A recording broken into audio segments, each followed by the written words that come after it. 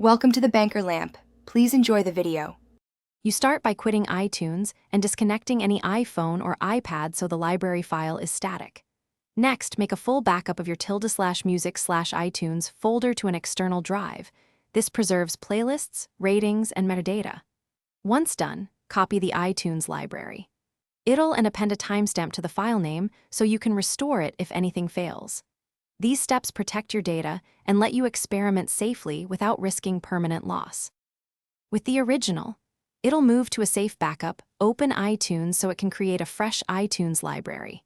This often resolves corruption. If iTunes prompts to create a new library, allow it and then import your previous iTunes library. XML via file library import playlist to recover playlists and metadata. If you lack an XML, use the back copy, quit iTunes, rename back to iTunes library. Once iTunes loads a working library, scan playlists and play counts to confirm integrity.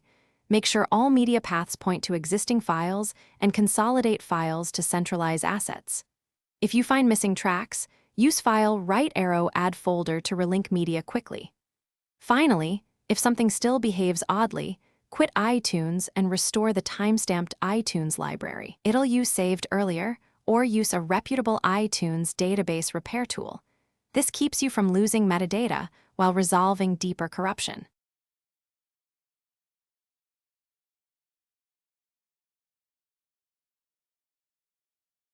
Thanks for watching. If this was helpful, leave a like and consider subscribing. See you next time.